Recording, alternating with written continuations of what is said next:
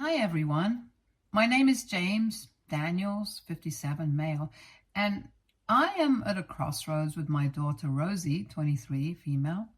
About 7 years ago, when Rosie was just 16 years old, my wife Linda, 55, female, left us. She didn't say anything, just randomly left. I met Linda in college. I was 22 and she was 20. It was one of those typical love stories where we locked eyes at a party and just clicked. She had this incredible laugh that could light up the room and a way of making everyone feel important. We dated for 3 years and I proposed to her on a wintry night in a park. It was snowing lightly and she said yes with tears in her eyes. We were so happy then. I really thought we'd be together forever. We got married in a small ceremony with just our close family and friends. Linda looked stunning in her white dress, and I was the happiest man alive. For the first few years, everything was great. We had our ups and downs like any couple, but nothing we couldn't handle. We even bought a little house in a quiet neighborhood and turned it into our cozy home. Then Rosie came along and everything changed. She was the most beautiful baby I had ever seen, with her mother's eyes and my smile. Being a father was the best thing that ever happened to me. I remember staying up late at night holding Rosie and dreaming about our future together. Linda was a wonderful mother at first. She doted on Rosie and seemed genuinely happy, but as the years went by, things started to change. Linda became distant. She wasn't the vibrant, happy woman I married.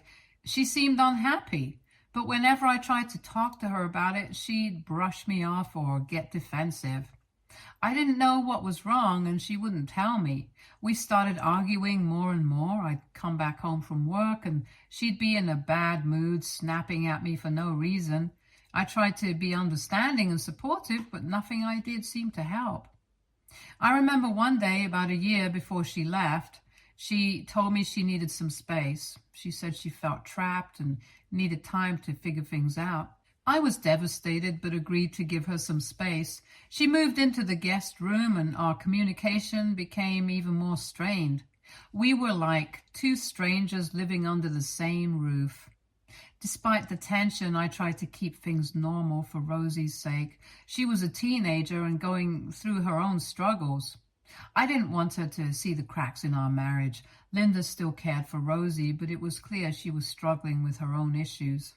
I thought maybe she was going through a midlife crisis or something, but I never imagined she'd actually leave us. One day, I came home from work and found a note on the kitchen table. It was from Linda, saying she needed to leave and find herself. She didn't give any specifics or say where she was going. She just said she couldn't do it anymore and hoped I'd understand. I was in shock. I couldn't believe she would just walk out on us like that. I felt like my whole world had come crashing down. Rosie was heartbroken.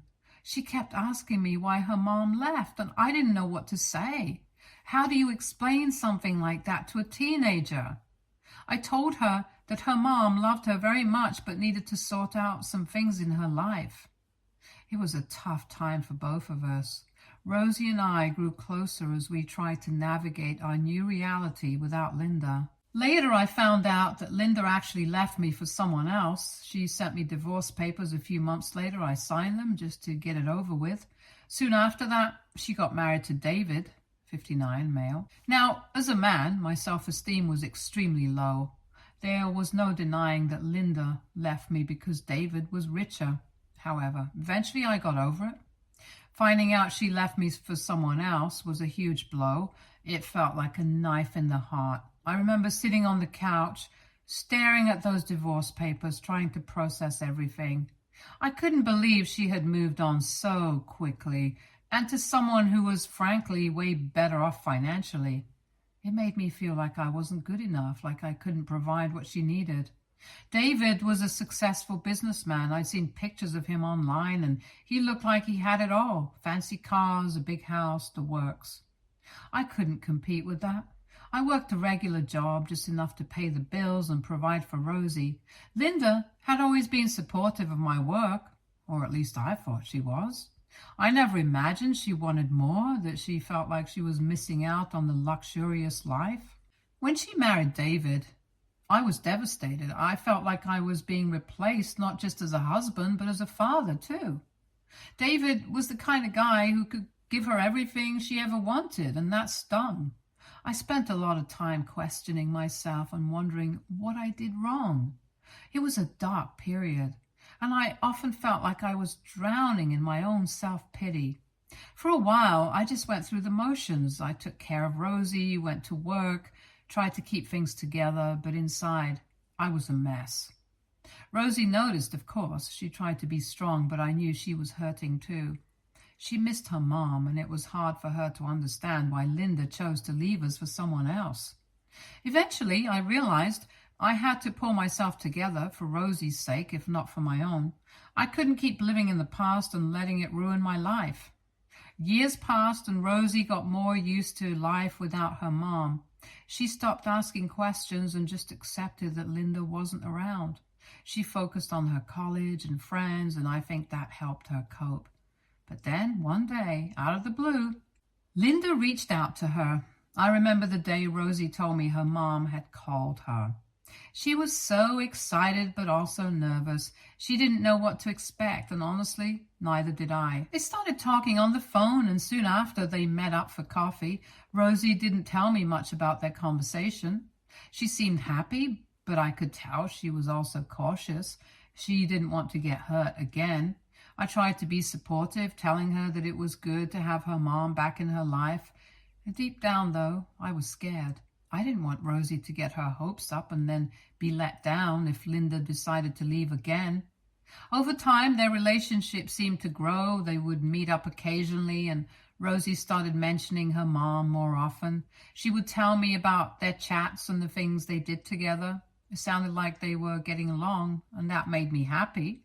Rosie deserved to have her mom in her life, and I hoped that Linda would stay this time. Things took a turn a few months ago when Rosie told me that she was getting married. She was so excited, and it made me happy to see her so thrilled. She also mentioned that she would be inviting Linda and David. While I wasn't too thrilled about seeing them, I was genuinely happy for Rosie. It was her big day, and I wanted it to be perfect for her. Rosie started planning the wedding with so much joy. She talked about the dress, the flowers, the venue.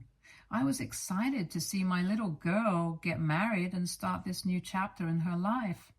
We had a few planning sessions where she shared her ideas, and I offered my help in any way I could. I thought everything was going smoothly and that I would be part of this special occasion. However, about 2 weeks ago, Rosie came to my house saying that she wanted to say something important. She looked serious, and I could tell she was nervous. I thought maybe she was going to ask for advice or tell me something about the wedding plans, but it was something much more unexpected. She sat me down and told me that Linda and David were willing to pay for the entire wedding, but there was a condition. They would pay for everything, given that I wouldn't come to the wedding. I was shocked. I didn't know what to say at first. I just sat there staring at her, trying to process what I had just heard. I told her this was ridiculous and that I was her father. I couldn't understand why she would agree to such a thing. I asked her who would walk her down the aisle if I wasn't there. She said David had agreed to do that. Hearing that was like a punch to the gut. I was hurt and confused. I saw it in her eyes that she had already made her decision, and that broke my heart even more. I asked her how she could do this to me. After everything we had been through together, how could she just cut me out of such an important moment in her life? She almost seemed annoyed by my question, like she didn't understand why I was so upset. She said that David was better because he could afford to pay for the wedding. It was like she didn't even care about my feelings. I was heartbroken. I couldn't believe my daughter, my little girl, who I had raised and loved, could be so cruel. It felt like all those years of being there for her meant nothing now. I told her, okay, if that's what she wanted, then I was okay with it. But I wasn't fine with it. at all. Inside, I was shattered. It felt even worse than when Linda left me. At least then I had Rosie to hold on to. Now it felt like I had lost her too. I was in no way a poor man. I had a good job and a comfortable life, and I always managed to provide for Rosie, but I definitely couldn't give her the kind of extravagant wedding that Linda and David could. They had money and connections that I just didn't have. Still, I had one thing I had been saving to give her as a wedding gift, something that meant a lot to me. My parents left me a property in a highly affluent neighborhood. It was a beautiful house, much nicer than the one I lived in. I had always thought of it as Rosie's inheritance. I had planned to give it to her on her wedding day as a surprise gift. I thought it would be a perfect start for her new life. It was my way of showing her how much I loved her and how much I wanted to support her future. But since I wasn't invited to the wedding, I started to question if there was any point in giving her this gift.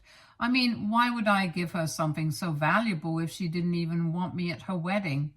It hurt to think that she might not care about my gift, just like she didn't seem to care about my feelings when she chose David over me. I have a niece, Lily, who's 19 years old. She's a sweet kid and I love her a lot. She's always been there for me and we have a great relationship. She's studying hard, working part-time and dreaming of her own future. She's kind and thoughtful and has always made an effort to keep in touch, even when things got tough with the family. I started to think about giving the house to her instead. Lily's family wasn't well off and she had struggled a lot. I knew that a house like that would change her life. She could live there or sell it and use the money to fund her education or start a business. The more I thought about it, the more it made sense. There was someone who loved and appreciated me and who could really benefit from this gift. So I made the decision. I decided I was going to give the house to Lily. It wasn't an easy choice because deep down, I still wanted to give it to Rosie, but I felt like it was the right thing to do. I didn't want to give something so precious to someone who didn't seem to value me or my presence in her life. When I told Lily about the house, her eyes lit up with joy. She couldn't believe it. She hugged me and thanked me over and over again.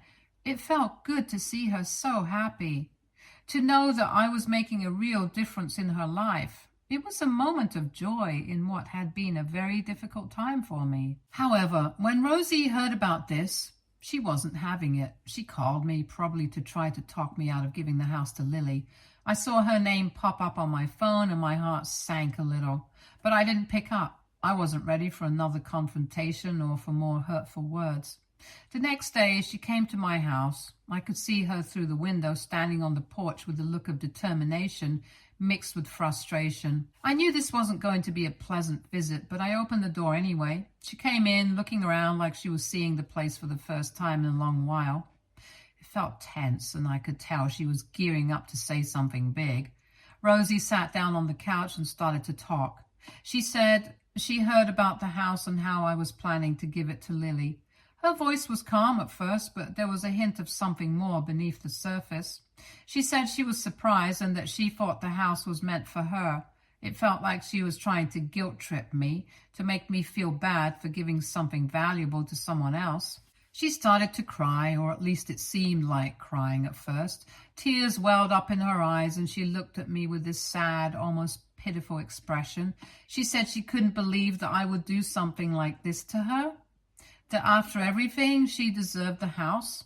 She talked about how much it would mean to her and how it would be a way to start her new life with her husband. It felt like she was trying to manipulate me, using those tears to get what she wanted. But the more she talked, the more it felt off. Her tears seemed forced, like she was putting on a show. She kept looking at me, waiting for a reaction, expecting me to crumble and give in to her demands. She said things like, "Dad, how could you choose Lily over your own daughter?" And, "Don't you love me?" It was painful to hear, but I could see through it. It was clear she was trying to use my emotions against me. Rosie talked about the wedding, how beautiful it was going to be, and how much it would mean to have a house like that to start her new life. She said David and Linda were only trying to help her have the best start possible, and that I was being selfish by not supporting her dreams. She made it sound like I was the bad guy, like I was the one causing all the problems. It was hard to listen to because deep down, I just wanted to make her happy. She kept crying and saying she couldn't understand why I would do this to her. She tried to make me feel guilty for not being at her wedding and for not being the one to walk her down the aisle. She said she missed me and wanted things to be like they used to be, but it didn't feel genuine. It felt like she was saying whatever she thought would make me change my mind about the house. She even said that I can come to the wedding if I want. It felt like a last-ditch effort to win me over. She framed it like she was doing me a favor by letting me attend. But I told her that I didn't want to do this anymore. I was done being manipulated and treated like an option instead of a priority. It wasn't just about the wedding or the house. It was about how I had been pushed aside and how my feelings had been disregarded. However, some of my relatives are now telling me that I took things too far. What do you guys think?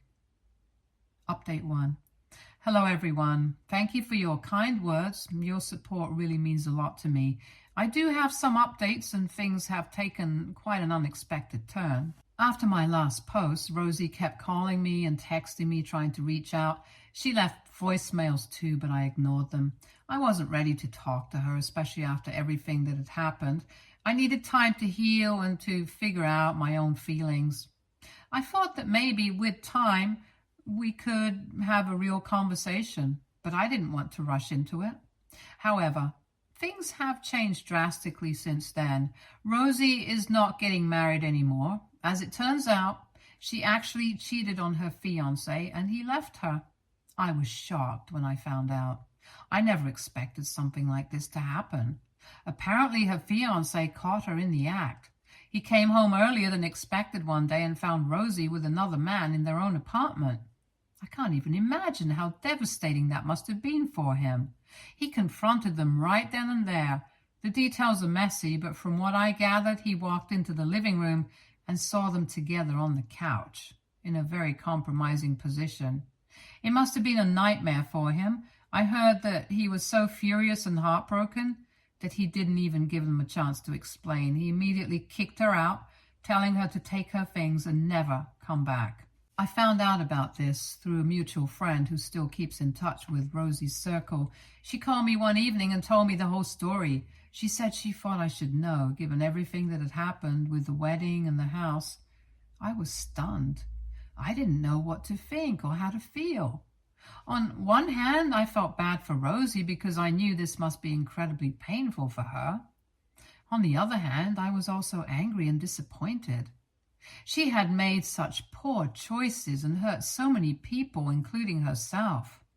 Hearing about what happened brought up a lot of mixed emotions for me. I felt a deep sadness because despite everything, Rosie is still my daughter and I don't want to see her hurt. It also made me think about how things might have been different if she had made different choices, if she had treated people with more respect and kindness. I ended up sending her a message, telling her that I was sorry to hear about what happened and that I hoped she was okay. I didn't bring up the house or the wedding. I just focused on letting her know that I cared about her well-being. It was a difficult message to send because it brought up a lot of unresolved feelings, but I felt like it was the right thing to do. Overall, it's been a challenging time, but I'm trying to stay positive. Since then, Rosie has been living with Linda and David. It must have been a difficult time for them too, financially, especially since most of the wedding arrangements were already in place. I can't deny that part of me feels like Rosie got what she deserved. Cheating on her fiancé was a betrayal of trust and commitment, and now she's facing the consequences. It's a tough lesson to learn, but sometimes we have to face the fallout of our actions in order to grow and change. Update 2. Hey everyone, it's been a while, but there have been some major developments in my life recently.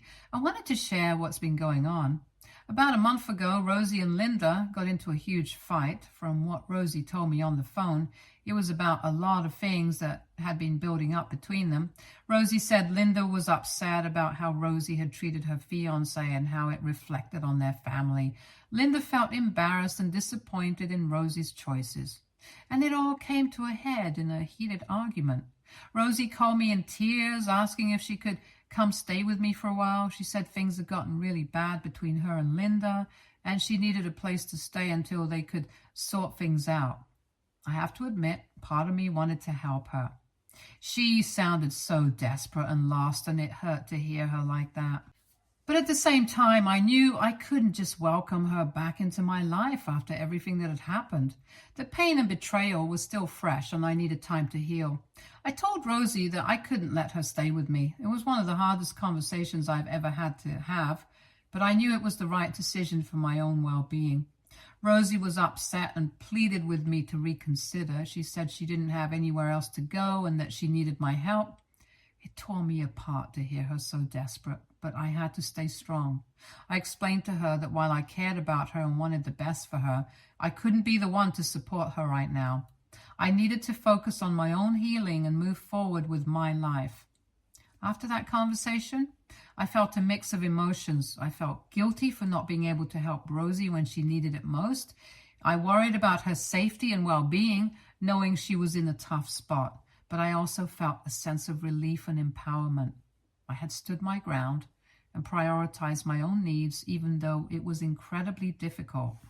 Since then, Rosie has been staying with a friend for a week. She's been reaching out to other family members and friends, trying to find a more permanent place to stay. It's been a tough situation for everyone involved, and I hope she's able to find the support and stability she needs.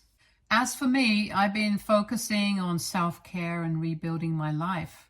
I've been spending time with friends, pursuing hobbies that bring me joy, and reflecting on what I want for my future. It's a process, and there are good days and bad days, but I'm taking it one step at a time. I know some people might think I was too harsh in not letting Rosie stay with me. They might say that families should always support each other, especially in times of need. And while I understand that perspective, I also know that sometimes tough love is necessary. I need to set boundaries for my own emotional well-being, and that meant saying no to Rosie's request. Update 3. Hey everyone, it hasn't been long since my last update, but there's been a new development that I wanted to share with you all. A few days ago, something unexpected happened. Rosie tried to get into my house. It was a shock because she still had the spare key that I had given her a while back for emergencies before everything fell apart between us. When I arrived home from work, I walked into the living room and there she was, sitting on the couch. I was taken aback and didn't know what to say at first. I asked her what she was doing there, but she seemed determined and refused to leave. She said she didn't have anywhere else to go and that she needed a safe place to stay. It was clear she was in a tough spot, but I was not prepared for her to show up like this. I took a deep breath and tried to remain calm, but I also knew I had to set boundaries.